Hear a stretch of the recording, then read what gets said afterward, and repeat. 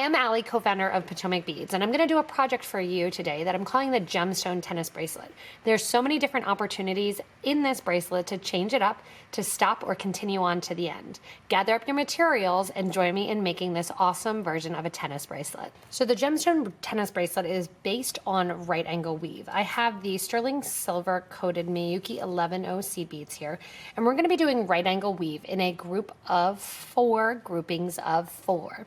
So the right angle weave is going to have 4 sides, and we're using 4 seed beads per side.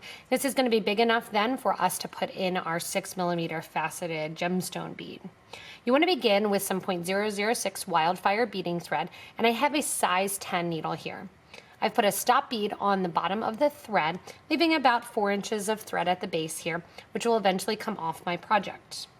I'm then adding on to my needle and thread 4 groups of 4 11O seed beads.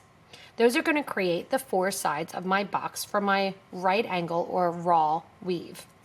I'm going to sew back through the first 4 seed beads, which is going to create my first little box there. And then I'm going to sew through the next 4 beads, which are going to be the bottom of the box. And then I'm going to sew through 4 more beads, which are going to be the right hand side of the box. So all in all, you're adding 16 beads, and you're sewing back through in a circular fashion 12 out of those 16 beads. From now on, we're going to add 12 beads. We're going to add 3 more sides, because what we just did is come out of 4 beads, which are eventually now going to be our left-hand side of our box. We're adding 4 beads for the top of our box, 4 beads for the right side of our box, and 4 more beads to make a total of 12 that are going to be for the bottom of our box. Take your needle and thread back up through those 4 beads that your thread was just coming out of, and again that's going to make what was the right side of the last box the left side of this current box. Go ahead and sew through 8 beads. You're going to sew through the 4 beads at the top and the 4 beads on that right hand side. That right hand side again is going to become the left of the next box. So go ahead again and add 4 more. This time we're starting at the bottom. Then we're going to add 4 for the right hand side. And then we're going to add 4 for the top of this next box. What was the right hand side of the last box is going to become the left hand side of this current box that I'm working on.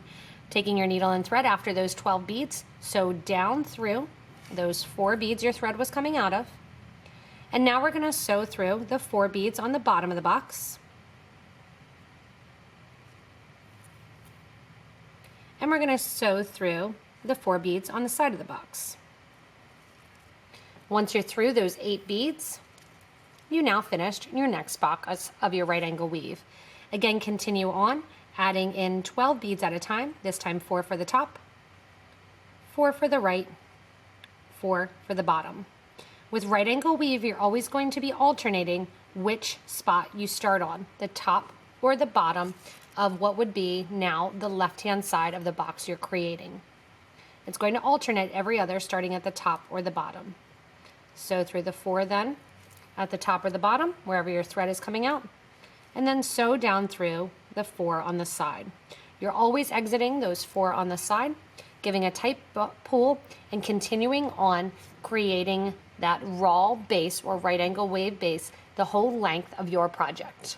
Once you're done with your right angle weave, and I have 21 blocks of my right angle weave, they may be sitting a little bit more rounded. That's okay. They'll start to take that squared shape as we go in and add our beads along the outer edge. Right now what we're going to do, after making sure that that right angle weave section pretty much touches on your wrist if you're using that same clasp as I am, because it's going to shrink up just the tiniest bit, and then with that clasp will give me that enough space to fit perfectly on my wrist. You're coming out the corner of your last raw unit just as if you were getting ready to add on your next unit. What you're going to do instead is pick up, grab your 15O beads here.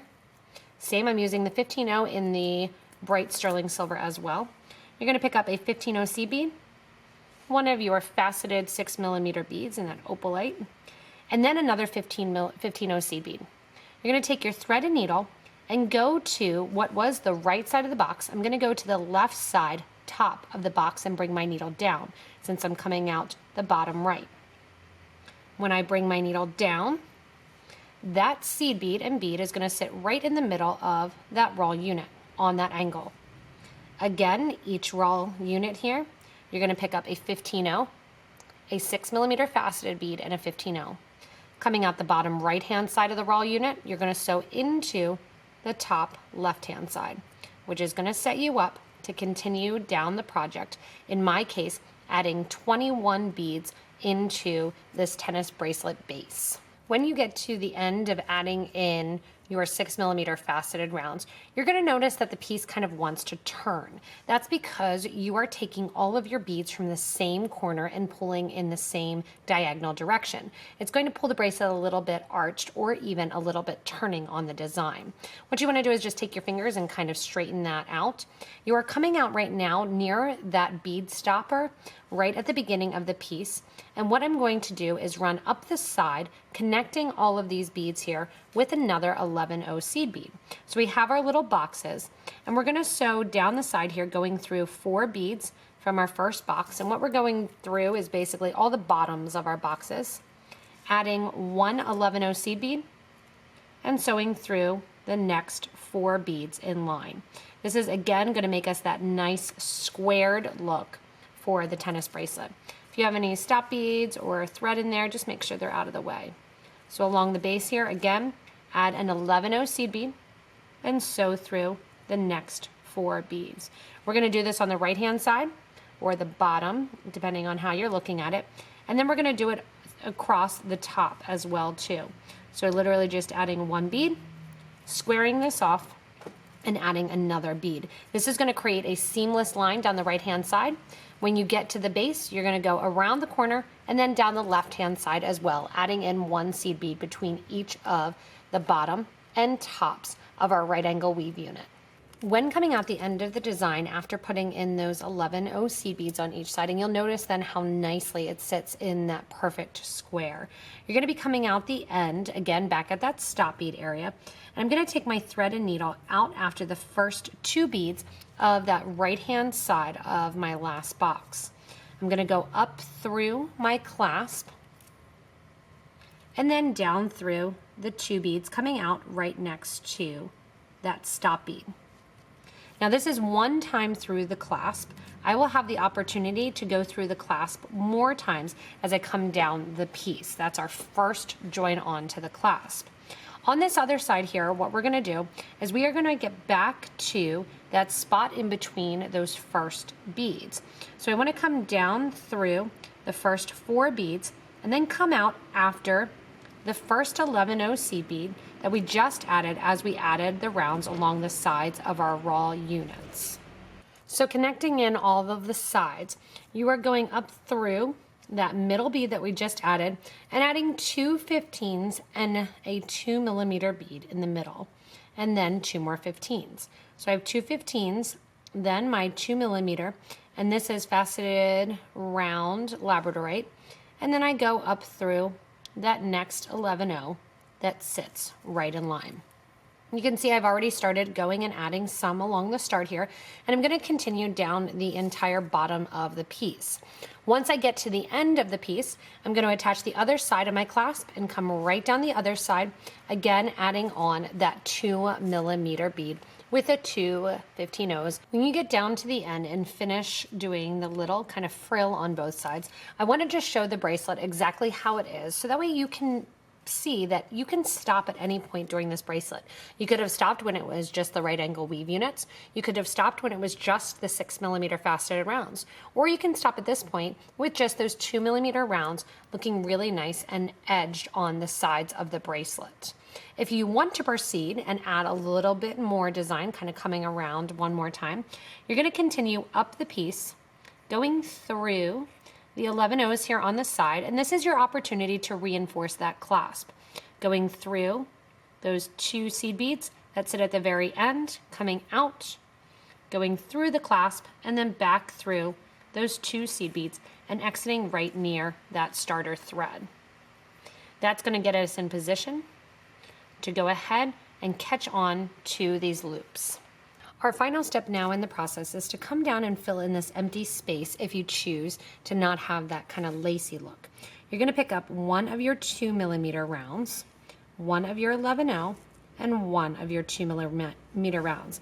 I already did the first one here, and all we're doing again is running down through those 11/0 seed beads and just adding in this extra layer of sparkle along the tennis bracelet. So you're going to end up with 2mm, 11/0, 2mm running down the right side as well as the left side. So you're just continuing. I cleaned up my 15s since I'm using the same color, and I'm just doing 2, 11, 2, and going in and sewing from 11 to 11 along that outer edge to add in that extra little shine.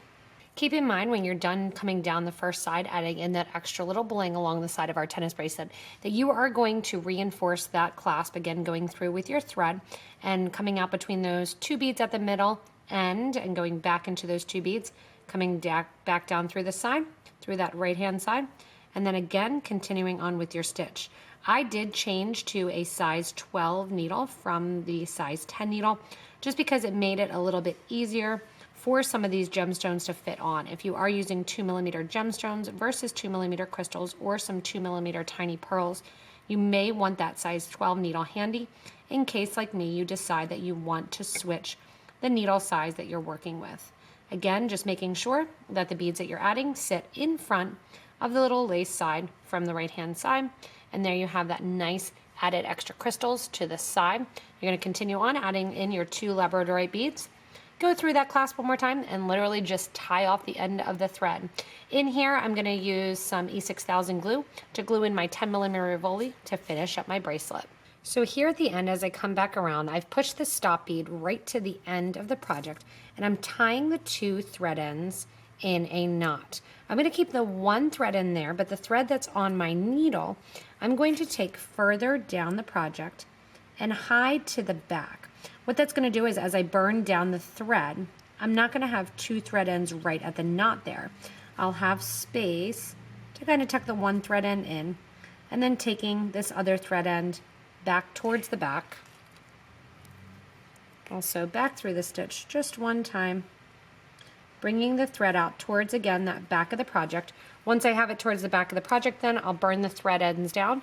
And remember, all I have to do is add some glue, and my tennis bracelet is complete. Remember, the cool thing with this is you really can stop at any time.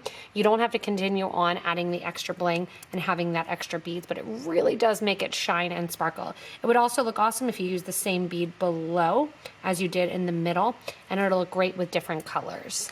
Thanks so much again for joining me in making this gemstone tennis bracelet. Remember, there's a number of different places that you can stop, add to the design, or keep it simple. Remember, if you need any materials, you can check out the links below me in the video to shop with us online at PotomacBeads.com as well as .eu.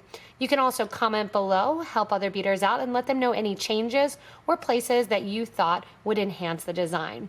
Remember, as always, you can like and comment and share this video, as well as subscribe to this YouTube channel. You'll get regular updates from us here at Potomac Beads. Thanks so much for watching, and I can't wait to see all the different versions of this gemstone tennis bracelet.